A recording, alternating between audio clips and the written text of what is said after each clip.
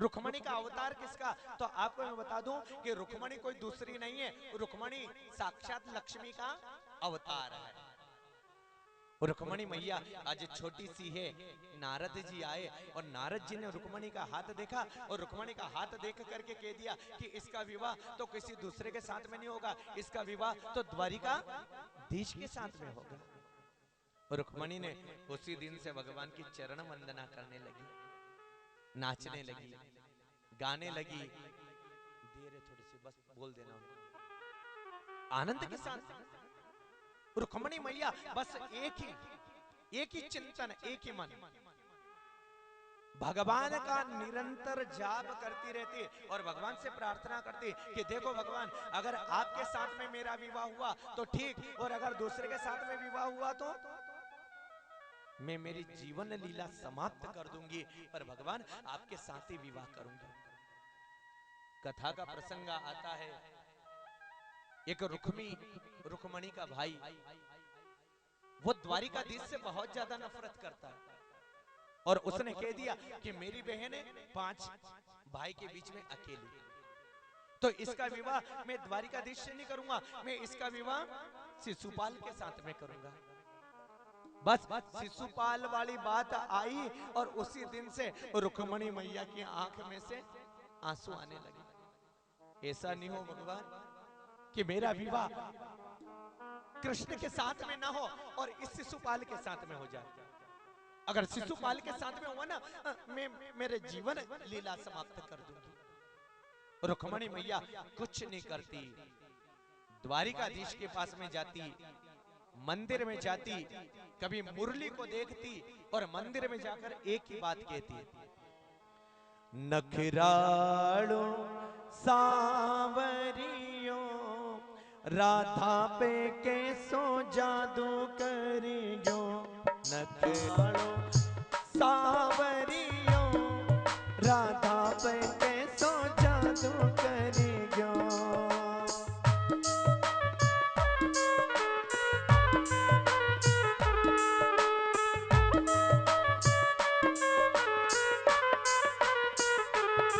नखरालो सांवरियो राधा पे कैसो जादू करियो, नखरालो सांवरियो राधा पे कैसो जादू करियो।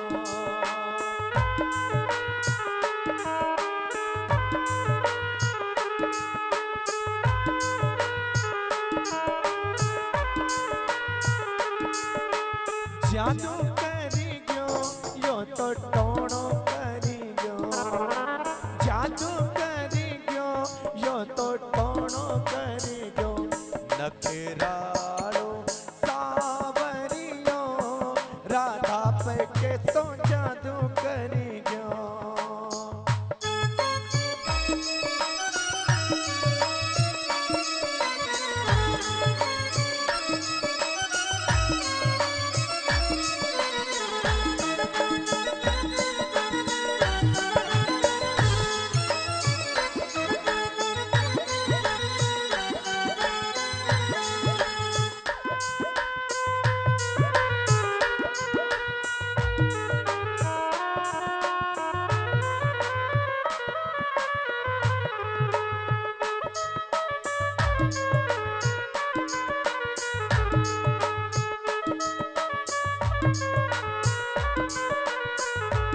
नखरालो सांवरियो राधा पे कैसो जादू करियो, नखरालो सांवरियो राधा पे कैसो जादू करियो।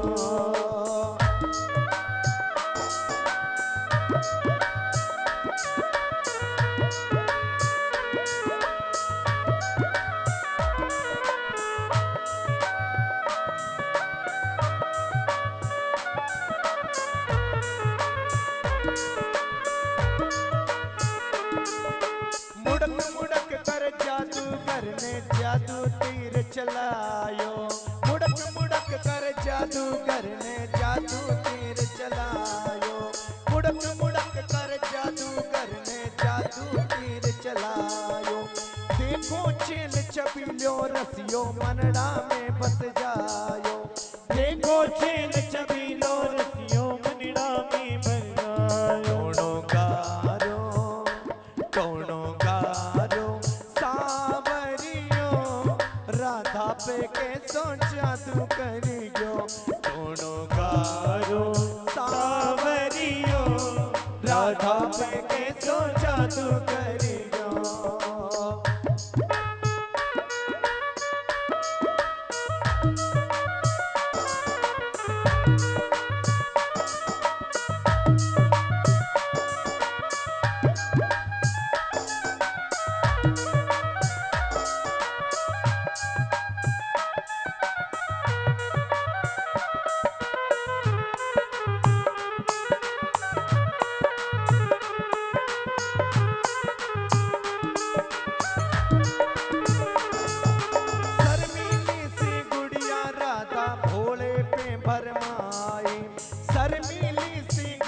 राधा भोले से भरमाई। छलिया कृष्ण मुरारी की वो चाल समझ न पाए। छलिया कृष्ण मुरारी की वो चाल समझ न पाई। कामण गारो सावरियो राधा पे के सो जादू करियो। कामण गारो सावरियो राधा पे के सो जादू करियो।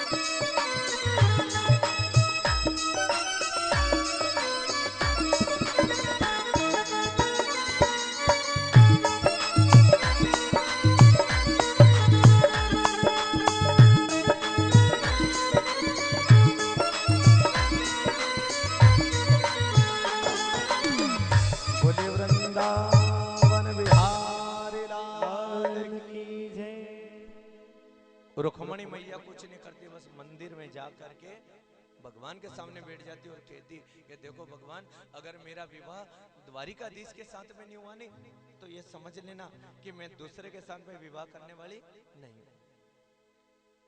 भगवान को प्रणाम किया, भगवान के चरणों में मन लगाया और जिसका डर था वही हुआ। रुक्मी ने शिशुपाल के साथ में रिश्ता तय कर दिया। ये रुक्मणी मैया को डर था कि ऐसा नहीं हो कि मेरा विवाह कृष्ण के साथ में नहीं हो और शिशुपाल के साथ में हो जाए। वो हुआ।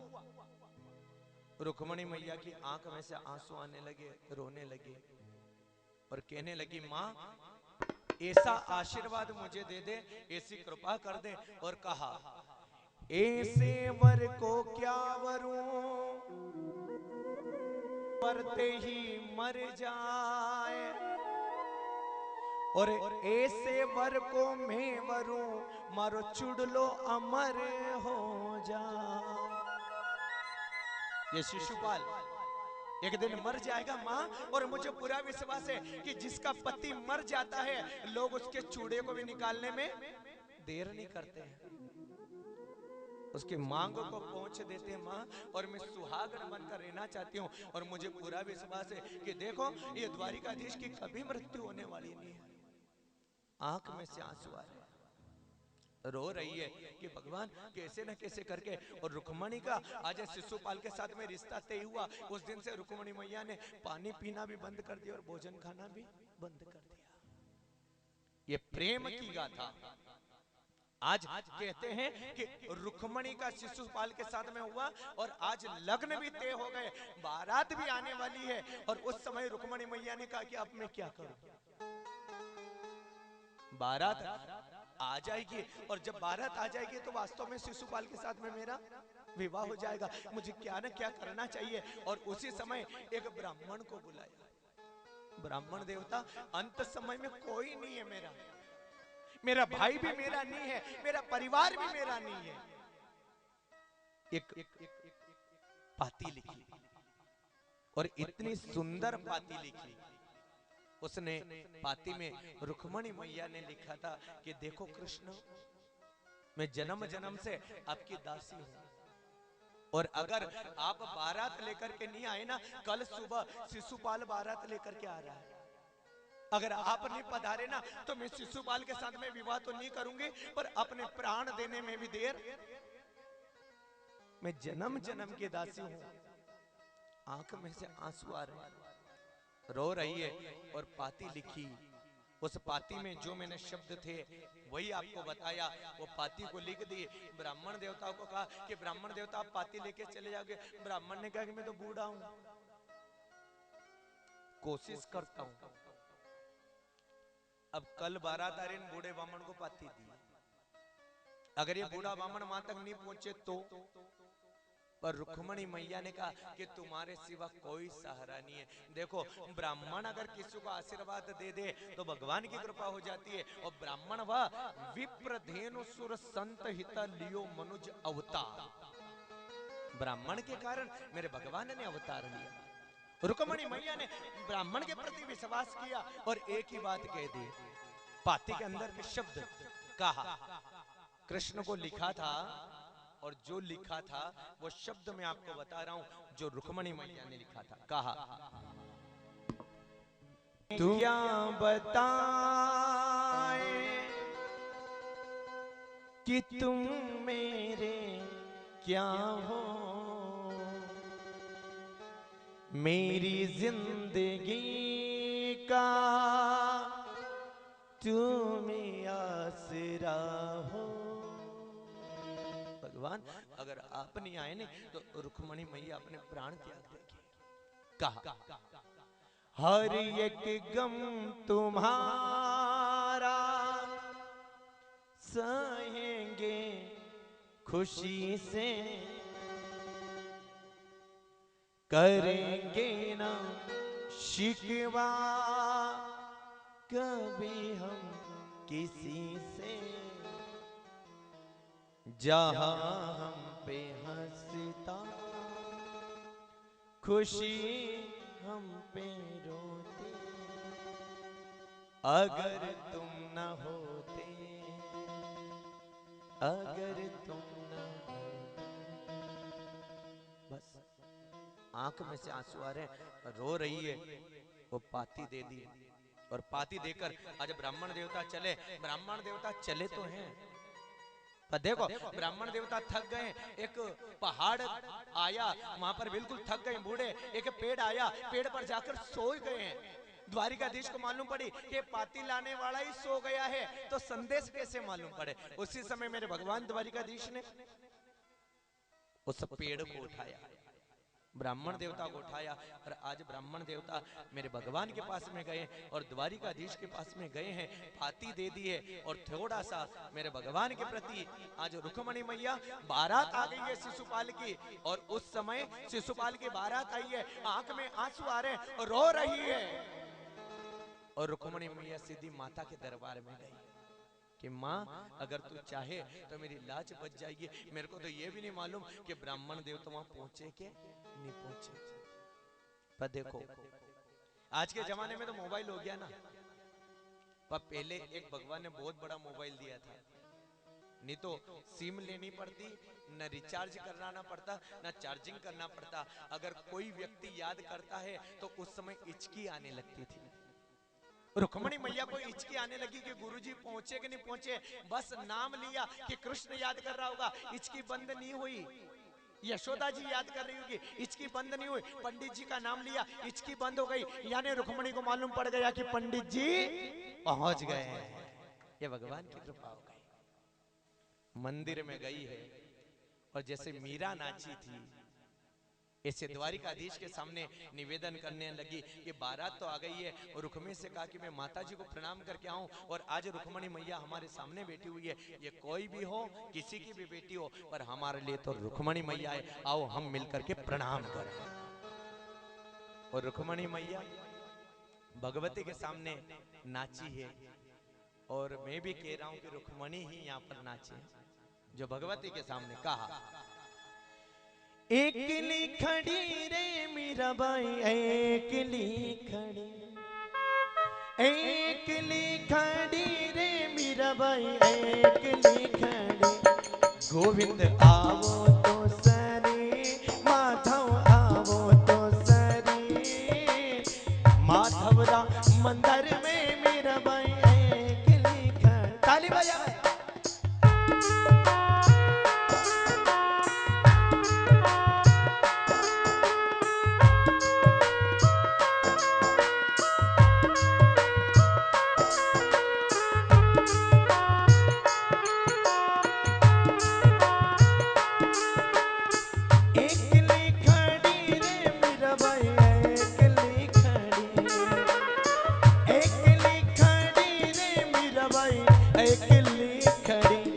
गोविंद आवो तो सरी, माधव आवो तो सरी। माधव राम मंदिर में मीराबाई एकली खड़ी।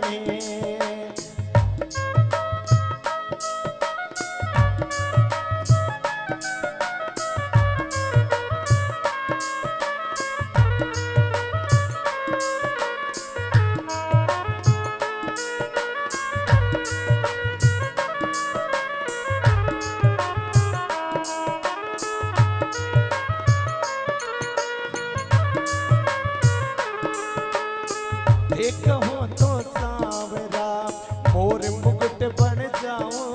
ओ देखो तो सांवरा मैं मोर मुकुट बन जाऊं। देखो तो सांवरा मोर मुकुट बन जाऊं। ओ देखो तो सांवरा मोर मुकुट बन जाऊं। पेड़ लागे सांवरो रे, पेड़ लागे सांवरो रे। मस्तक पे रम जाऊं रे, सांवरा मस्तक पे रम जाऊं रे। मोहन आओ तो सरी, मोहन आओ तो सरी। माधव राम मंदिर में मीराबाई एकली खड़ी।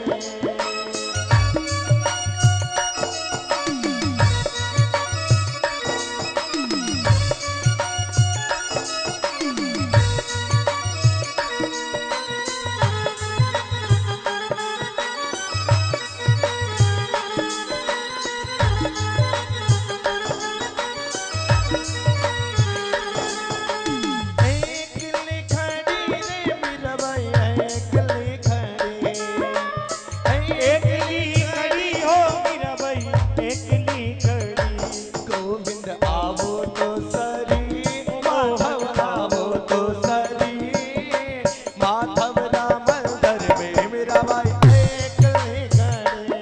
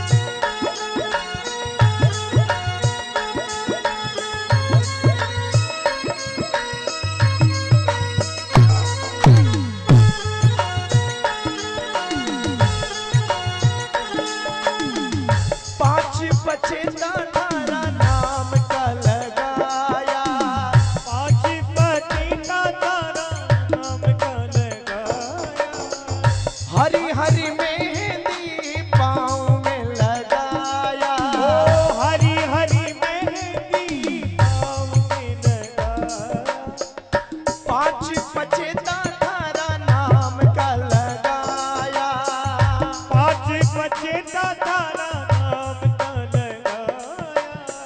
हरी हरी मेहंदी पाँव में लगाया। हरी हरी मेहंदी पाँव में लगाया। आयो आयो रे रंग गहरो भोला थारा नाम को।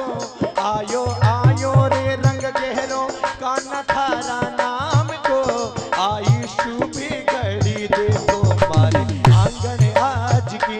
आई शुभ घड़ी देखो मारे आंगन आज की।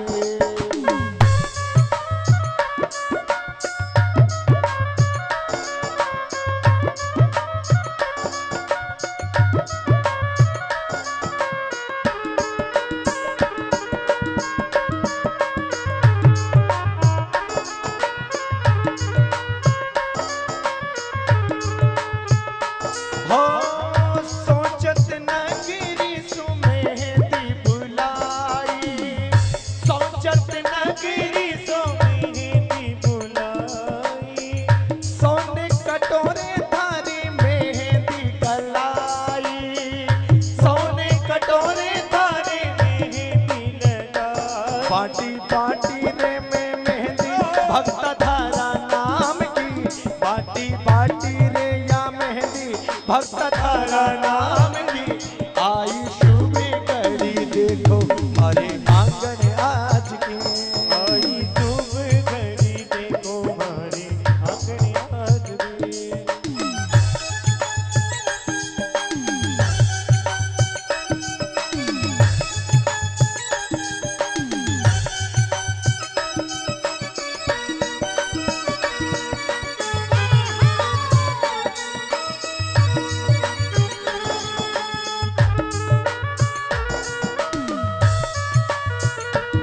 बोले वृंदावन बिहारी लाल की जय।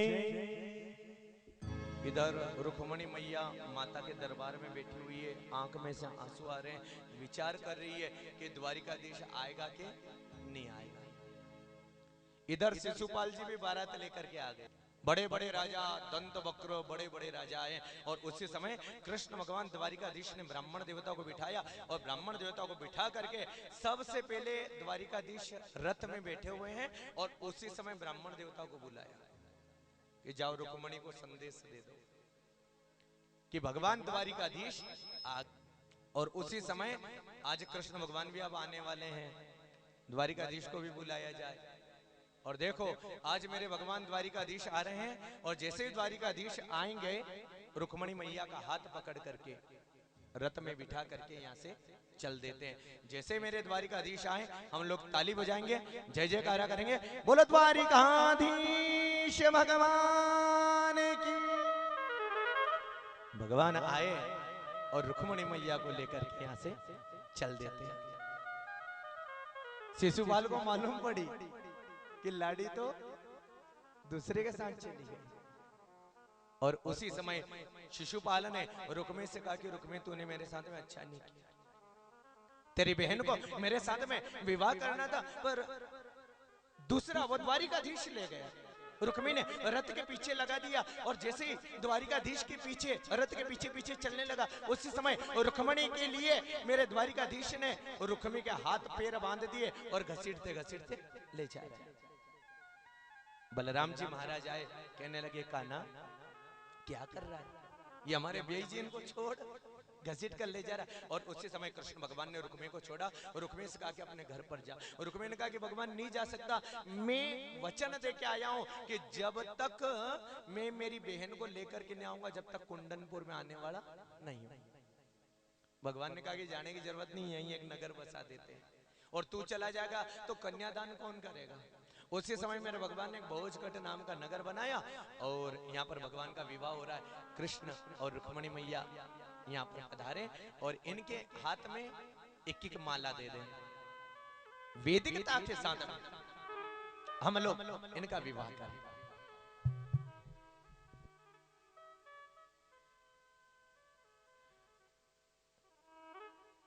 दारा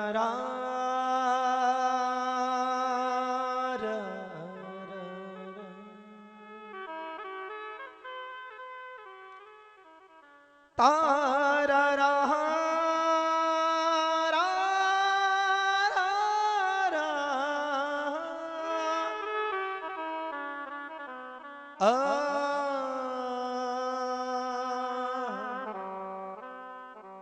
देखिएगा, सबसे पहले रुक्मणी मैया आज भगवान द्वारिकाधीश को माला पहनाएगी, और जैसे ही माला पहनाए ना हम सभी लोग ताली बजाएंगे, है ना। तो रुक्मणी मैया भगवान द्वारिकाधीश को माला पहनाए, ताली बजाकर हम लोग वंदन करेंगे। जय जय जय श्री राधे। हाथ लगाओ ना, वो वीडियो शूटिंग वाले तो। वंदे देव उमापतिं सुरगुरुं, वंदे जगत कारिणं, वंदे पन्नग भूषणं मृगधरं, वंदे पशूनां पते, वंदे सूर्य ससंगमन्निनयना, वंदे मुकुंद प्रिया, और वंदे भक्त जनाश्रयं च वरदां, कुर्यात् सदा मंगलम। वरवदयो बोलो सावधान, क्या बेटे हो, शुभ लगने सावधान, कृष्ण रुक्मणी सावधान, समस्त देवता सावधान, समस्त विप्रवर सावधान। अब कृष्ण जो है रुक्मणी मैया को माला पहना है, और बड़ा सुंदर प्रसंग है।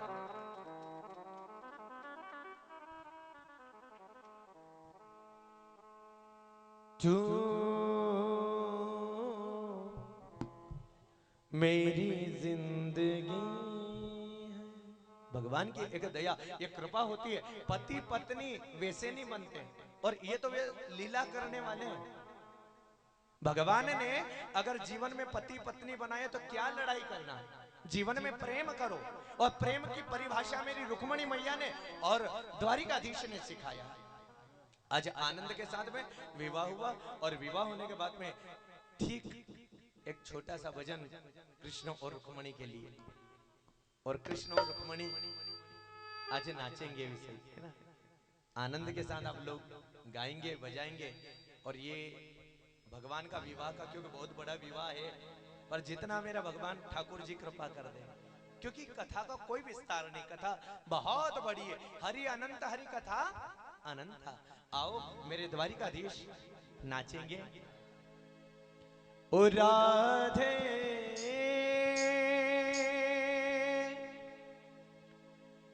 राधे राधे राधे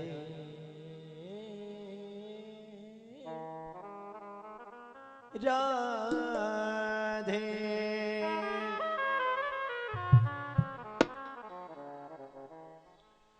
मीठे रस से भरोनी राधा रानी लागे, महारानी लागे, मारे करो करो जमुना जी को पानी लागे।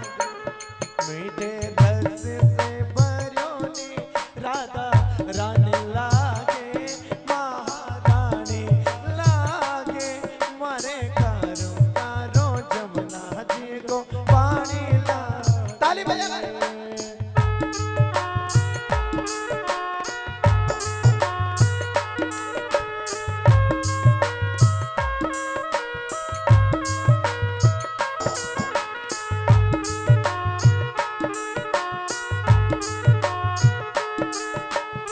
राधा रानी गोरी गोरी यमुना तारी कारी, राधा रानी गोरी गोरी यमुना तारी कारी, राधा रानी गोरी गोरी यमुना तारी कारी, राधा रानी गोरी गोरी यमुना तारी कारी।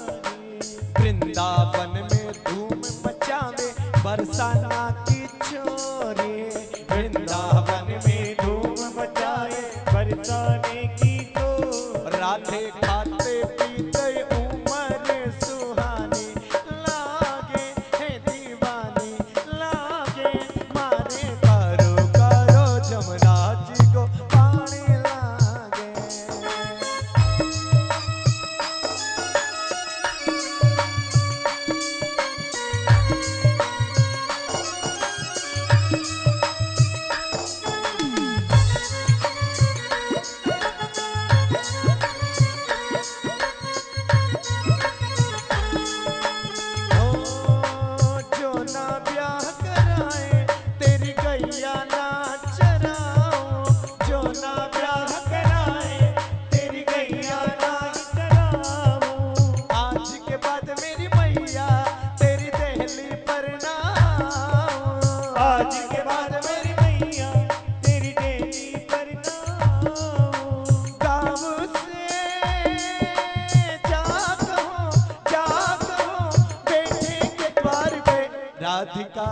गोरी से, बिरज की छोरी से मैया करा दे मेरो ब्याह। ओ सुन ले ओ माँ मेरी राधिका गोरी से, बिरज की छोरी से मैया करा दे मेरो ब्याह।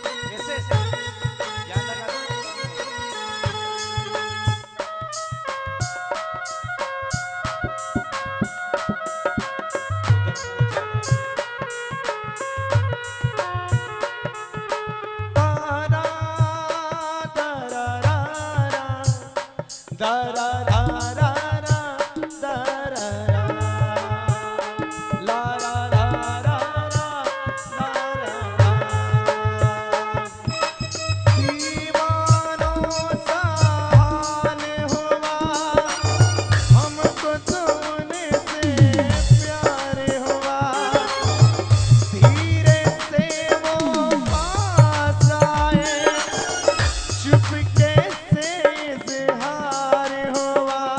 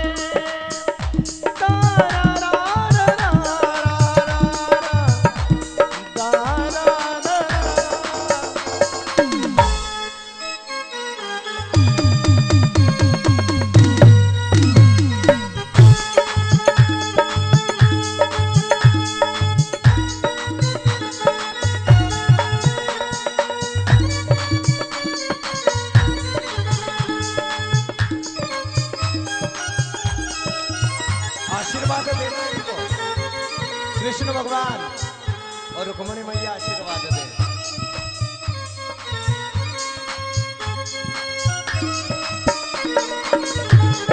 मेरे हमदम मेरे साथी मेरे हमदम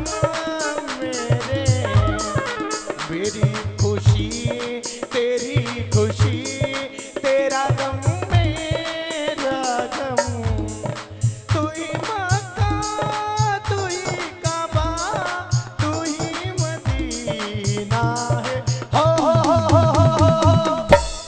तेरी गलियों का हूँ आशिक तू एक नगीना है।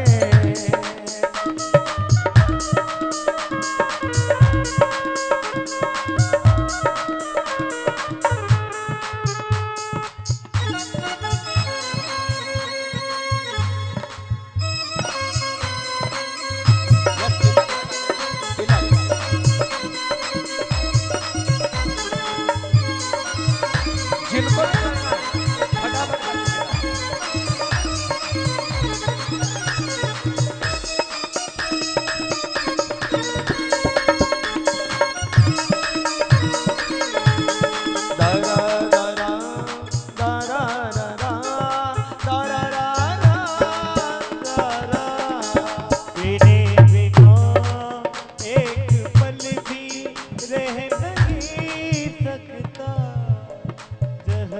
जुदाई का मैं तो भी पी नहीं सकता तेरे द्वारे पे सावरे जीना मरना है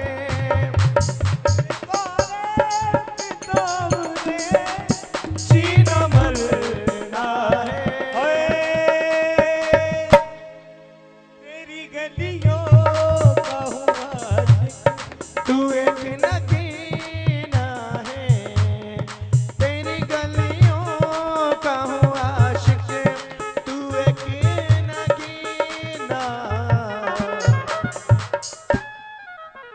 बोलो वृंदावन बिहारी लाल की। ये रुक्मणी मैया का विवाह भी चलता रहेगा और अपन लोग कथा को भी श्रवण करें। रुक्मणी मैया का विवाह भगवान द्वारिकाधीश के साथ में हुआ और द्वारिकाधीश के साथ में होने के बाद में और रुक्मणी मैया और द्वारिकाधीश के द्वारा एक बालक ने जन्म लिया और उस बालक का नाम हुआ प्रद्युम्न। क्योंकि थोड़ा समय के अभाव से अपन लोग कथा क्योंकि ये भी चलता रहे और कथा भी चलती रहे क्योंकि रुक्मणी मैया का विवाह तो बहुत बड़ा है जैसा भगवान आदेश कर दे क्योंकि सभी लोगों को आज धनतेरस का पर्व भी है। तो सुनाऊं भरत भावी प्रबल बिलखी कहूं मुनिनाथ और लाभ हानि जीवन मरण जस अब जस विधि के हाथ। सम्रासुर नाम का राक्षस आया और रुक्मणी मैया का जो बालक था उसे समुद्र में डाल दिया। जैसे समुद्र में डाला एक मछली ने उसे खाया और वही मछली सम्रासुर के यहाँ पर चली गई। सम्रासुर ने एक भोजन बनाने वाली थी उसका नाम था मायावती। मछली को चीरा एक बालक निकला और जैसे बालक निकला नारद जी ने समझाया कि देख मायावती ये कोई दूसरा नहीं है ये तेरा पति है और इसका नाम है कामदेव जो शंकर के द्वारा जल गया था। पहली बार पत्नी ने ज्ञान दिया और उसी पत्नी के कारण प्रद्युम्न ने सम्रासुर का वध करने में देर नहीं करी। जय जयकारा करें बोलो वृंदावन बिहारी लाल की। भगवान का दूसरा विवाह हो रहा है। सत्राजित सूर्य का भक्त था और सूर्य ने एक मणि दी और मणि भगवान कृष्ण ने मांग ली। सत्राजित ने उस मणि को नहीं दिया। उसने कहा कि मैंने सूर्य नारायण भगवान से तपस्या करके मांगी है। और घटना यह घटी कि कृष्ण भगवान को ऊपर कलंक लगा। सत्राजित का भाई प्रसेन शिकार खेलने के लिए गया और किसी जानवर के द्वारा मारा गया और जैसे ही जानवर के द्वारा मारा गया तो कृष्ण भगवान को ऊपर कलंक लग गया कि कृष्ण ने मणि के खातिर मेरे भाई को मारने में देर नहीं करी।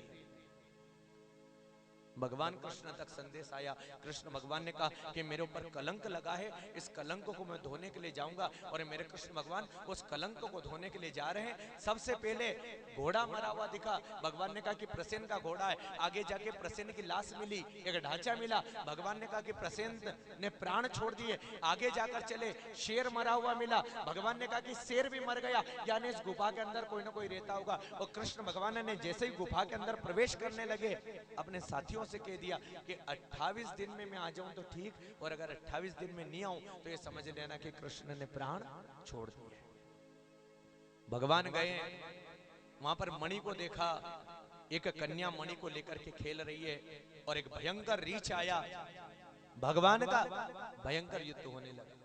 इतना भयंकर युद्ध होने लगा, इतना भयंकर युद्ध होने लगा, और अंत में वह रीछ थक जाता है, भगवान के चरण में गिर जाता है और कहने लगा कि भगवान आपको मैं नहीं पहचान पाया, आप कौन हो? तो मेरे भगवान ने कहा कि तू भूल गया, अगले समय में मैं राम बनकर आया था और तू जामवंत था, तूने बहुत सेवा करी हमारी, और आज मेरे ऊपर प्रहार कर रहा है। जामवंत चरण में गिर गया और कहने लगा भगवान आप मुझे ऐसे रूप में दर्शन मत दो, मुझे तो मेरे राम के रूप में दर्शन दो। कहा किति मुरली किति चंद्रिका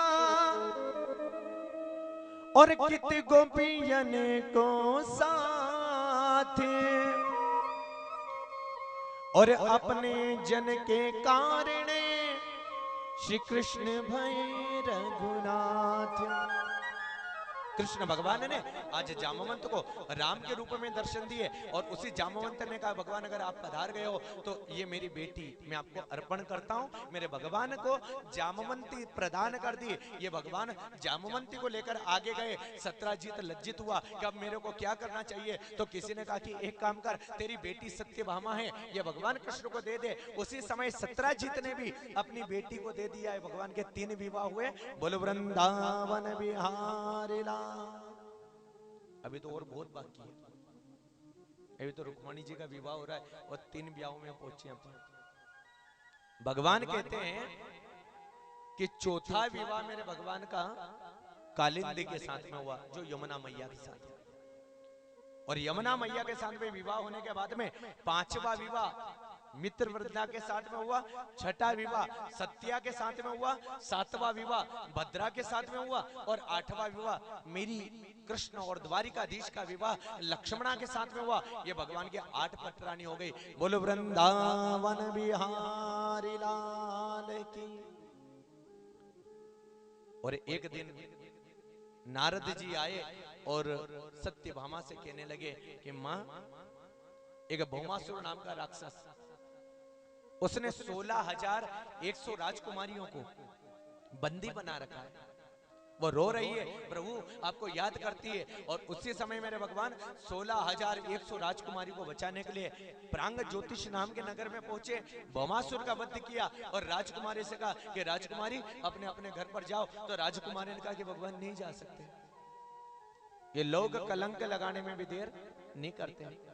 भगवान अब हमारे साथ में कोई विवाह करने वाला नहीं है। भगवान ने कहा कि कोई विवाह नहीं करे तो ये द्वारिकाधीश तुम्हारे साथ में विवाह करेगा। और देखो मेरे भगवान ने 16,100 रानियों के साथ में शुभ विवाह जानकर, शुभ मुहूर्त निकाल करके विधि विधान के साथ में विवाह किया, और मेरे भगवान का विवाह हो गया 16,108। बोलो वृंदावन बिहारी लाल की। और प्रत्येक रानी यहाँ पर 10-10 ने जन्म लिया, पुत्रों ने। अब अंदाजा लगा लेना भगवान का कितना बड़ा परिवार हो गया होगा। एक रानी के यहाँ पर 10 पुत्रों ने जन्म लिया, तो 10-10 पुत्र अगर 16,108 गुणित 10 करें तो भगवान का बहुत बड़ा परिवार बनता है। और परिवार में कितने सदस्य हो गए तो मैं आपको बता दूं, 1,61,080 पुत्र। भगवान का बहुत बड़ा परिवार बन गया। और अब तो भगवान के यहाँ पर बालक के यहाँ पर बालक हो गया, और बालक का नाम हुआ अनिरुद्ध। अनिरुद्ध बड़े सुंदर हैं, इतने सुंदर, इतने सुंदर, इतने सुंदर। पर मेरे भगवान जी कहने लगे, एक बाणासुर नाम का शिव भक्त शिव का गुणगान गाए, शिव का चिंतन करें। और वही बाणासुर नाम का भगवान का शिव का भक्त, उसकी बेटी उषा एक दिन रात में स्वप्न देखा और अपनी सहेली से कहा कि जिसको मैंने देखा वह बहुत सुंदर है, अगर तू मेरी सहेली है तो उसे मेरे पति को लेकर के आ। और उसकी सहेली का नाम था चित्रलेखा। चित्र बना बना करके उसने बताया और अंत में अनिरुद्ध जी का चित्र बना। उसने कहा कि हाँ यही है। और उसी समय आज चित्रलेखा बड़ी मायावी द्वारिका में गई और द्वारिका में जाकर के पलंग सहित अनिरुद्ध जी को उठा करके लिया। उषा और अनिरुद्ध जी दोनों साथ में रहने लगे। बाणासुर को मालूम पड़ा कि कोई ना कोई मेरी बेटी के कमरे में है। अनिरुद्ध जी को बंदी बनाया, जेल खाने में डाला और नारद जी भगवान पहुंच गए। नारद जी ने जैसे ही कहा, द्वारिकाधीश आज 16 अक्षौणी सेना लेकर के आया और शोणितपुर के ऊपर आक्रमण कर दिया। जैसे ही शोणितपुर के ऊपर आक्रमण किया और मेरे भगवान ने आज बाणासुर की 1000 भुजा में से 4 भुजा रखी, सभी काट दी। शंकर भगवान के पास में गया और भोलेनाथ भगवान के पास में आज बाणासुर बैठ करके कहता है, नमामि शमीशान निर्वाण रूपम विभुम व्यापकम ब्रह्म वेद स्वरूप।